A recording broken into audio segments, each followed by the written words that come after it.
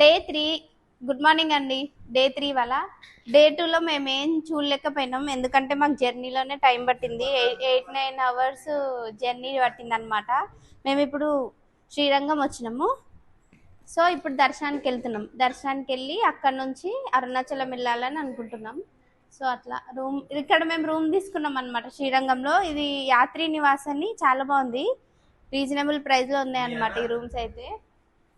So అట్లా ఇప్పుడైతే దర్శనానికి వెళ్తున్నాం, అందరం రెడీ అయిపోయినాం అండి. దర్శనానికి వెళ్ళి దర్శనం చేసుకొని అక్కడ నుంచి అరుణాచలం వెళ్దాం.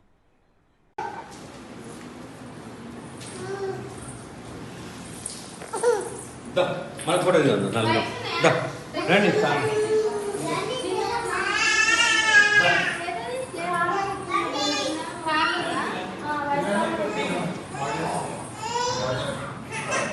గివ కొంచెం మైక్ ఆన్ చేస్తున్నా. డే 2లో మేము ఏం చేయలేదు, జర్నీలోనే మా డే 2 అయిపోయిందని చెప్తారు. సో బయటి లుక్ అయితే ఇదండి మన రూమ్స్ది. అంటే ఇది ట్రస్ట్ వాళ్ళది అనమాట. చాలా అంటే చాలా బాగున్నాయి. ఒకసారి అవుట్లుక్ చూసుకోండి, ఒకసారి ఫారెన్లో ఉన్నట్టు అట్లా ఆ ఫీల్ ఉందన్నమాట. ఇది ప్రైస్ కూడా చాలా రీజనబుల్ ప్రైస్ అనిపించింది నాకైతే. అండ్ ఇది టెంపుల్ నుంచి ఒక 2 కిలోమీటర్స్ డిస్టెన్స్లో ఉంటుంది అనమాట. ఈ కాటేజెస్ వచ్చి యాత్రి నివాస్ అండి దీని పేరు. ఎప్పుడైనా ఎవరైనా రావాలనుకుంటే ఇక్కడ మంచిగా విజిట్ అవ్వండి. ఇక్కడికి వచ్చి రూమ్స్ చాలా బాగున్నాయి, ఏసీ ఉన్నాయి, నాన్ ఏసీ ఉన్నాయి అనమాట.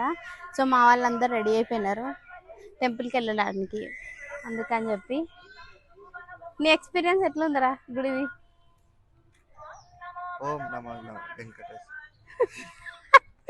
పాటలు రావట్లేదు, అలా ఓం నమో నారాయణ. అది అందరు భక్తిలో మునిగి తేలిపోతున్నారు అనమాట. సో అది నాకైతే చాలా బాగా అనిపిస్తుంది అండి ప్లేస్. మీకు కూడా అనిపిస్తుంటుంది, చూస్తే అర్థమవుతుంది కదా. ఎప్పుడొచ్చినా అంటే ఎవరైనా రావాలనుకుంటే ఒకసారి విజిట్ అవ్వండి, నచ్చుతుంది అందరికీ కూడా.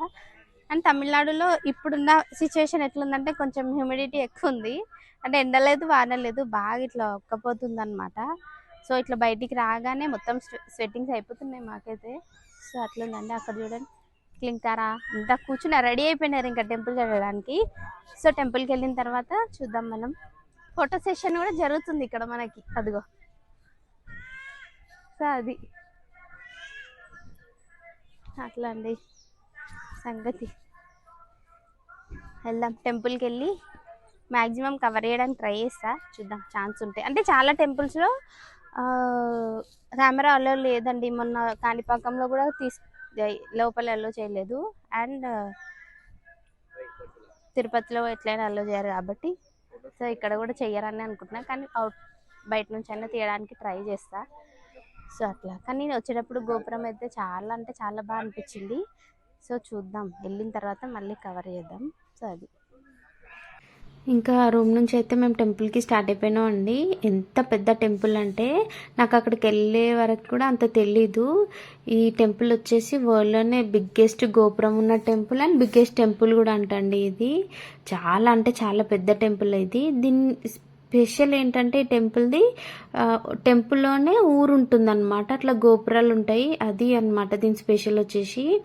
అండ్ వైష్ణవులు ఎవరైనా సరే ఈ టెంపుల్కి అయితే ఖచ్చితంగా వెళ్ళాలంటారు మా సైడ్. మేము కూడా చాతార్ద వైష్ణవ్స్ అనమాట. సో శ్రీరంగం అనేది ఖచ్చితంగా వెళ్ళాలి అని సెంటిమెంట్ అనమాట. సో మాకైతే ఆ లక్ అనుకోకుండా వచ్చింది. అండ్ గోపురాన్ని చూస్తే అయితే 2 కళ్ళు సరిపోలేదండి, చాలా పెద్ద గోపురం అది. మనకు వీడియోలో ఎట్లా వస్తుందో తెలియట్లేదు, కానీ లైవ్గా చూస్తే అసలు 2 కళ్ళు సరిపోవు అనమాట. ఈ టెంపుల్ గురించి అయితే ఎంత చెప్పినా తక్కువే.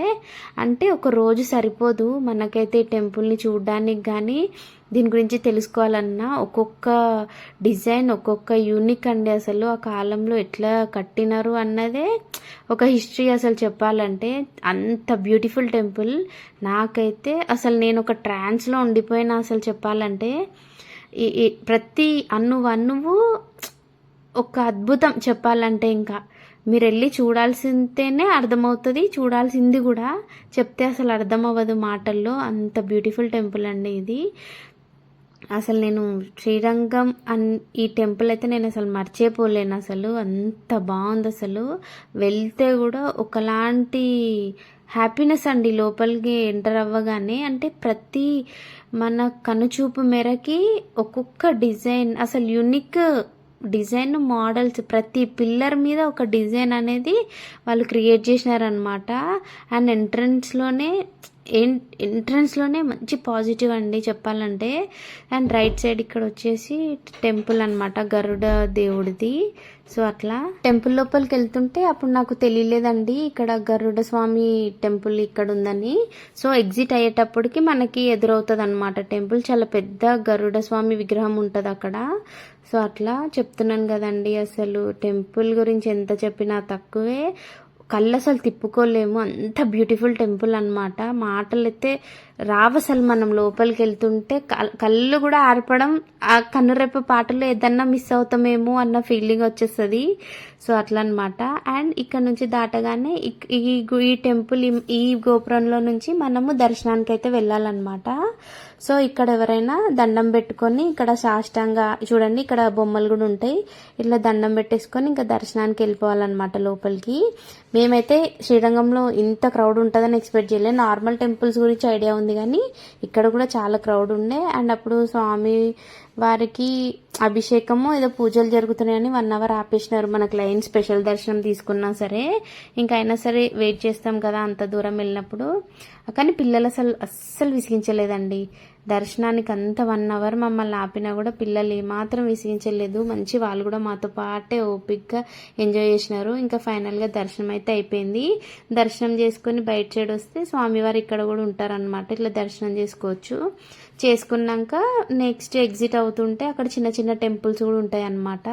అక్కడ కూడా మనం దర్శనం చేసుకోవచ్చు. ఆంజనేయ స్వామి, వినాయక స్వామి అందరు ఉంటారనమాట, రాముల వారు అందరు ఉంటారు.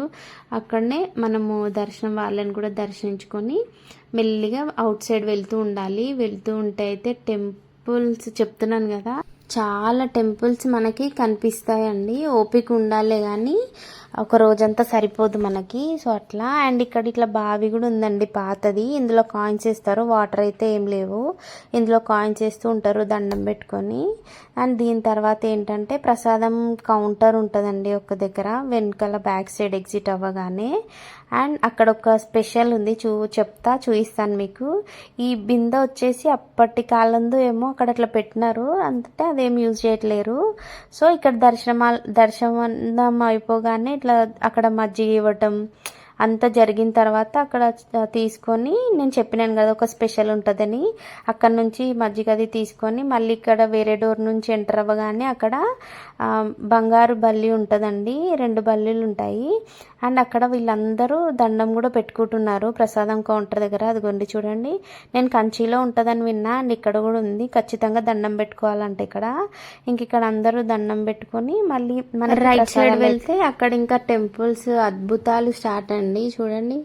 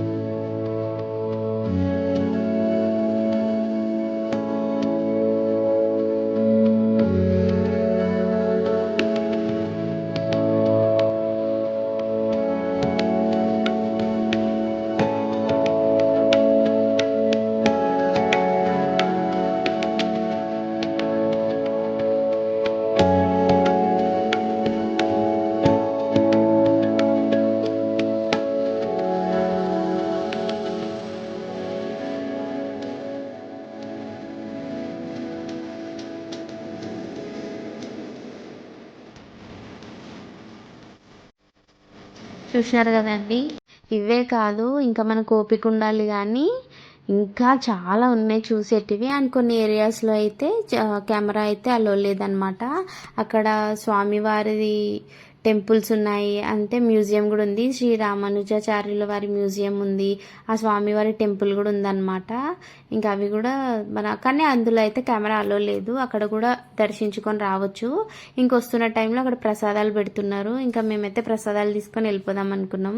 ఇంకా ప్రసాదాలు తీసుకొని వెళ్తే ఆ రూట్లో అయితే అది ఇంకా అద్భుతం అండి. అక్కడ అంత సన్న ఇసుక ఉంది, ఇసుక పైనే చిన్న చిన్న మండపాలు ఉన్నాయి. ఎన్నో మండపాలు ఉన్నాయి. అండ్ ఈ టెంపుల్లో 1000 పిల్లర్స్ టెంపుల్ కూడా ఉందండి. అది మన షార్ట్ వీడియోలో అప్లోడ్ చేసినా చూడండి. ఈ ఇసుకలో మండపాలు, మళ్ళీ టెంపుల్స్, రామానుజాచార్యుల వారి విగ్రహము, తాగడానికి నీళ్ళు, మళ్ళీ హ్యాండ్ వాష్కి సపరేట్ వాటర్ పైప్ లైన్, అంతా నాకు అంత ప్లాన్డ్ ఉందండి. చాలా అద్భుతం అసలు ఈ టెంపుల్ అయితే. ఇంకా అందరం ప్రసాదాలు తినేసి మళ్ళీ స్టార్ట్ అయిపోయినామండి. శ్రీరంగం టెంపుల్ మెమొరీస్ అయితే నాకు ఎప్పటికీ గుర్తుండిపోతాయి. మనది డే 3 వ్లాగ్ వచ్చేసి అయితే శ్రీరంగం టెంపుల్ అండ్ శంభు మురుగన్కి కూడా ఈ టెంపుల్ తర్వాత వెళ్ళినామండి. లెంత్ ఎక్కువ అవుతుందని చెప్పి అది డే 3 పార్ట్ 2 బ్లాగ్ లాగా నేను అప్లోడ్ చేస్తాను, తప్పకుండా చూడండి. రామానుజాచార్యుల వారు లోపల ఇలా ఉంటారనమాట. సో అట్లా అండి. ఈ వీడియో మీకు నచ్చినట్టయితే లైక్ చేయండి, షేర్ చేయండి, సబ్స్క్రైబ్ చేసుకోండి. అలాగే మన ఛానల్ని ఫాలో అవ్వండి లేటెస్ట్ వీడియోస్ కోసం. Thank you for watching. Bye.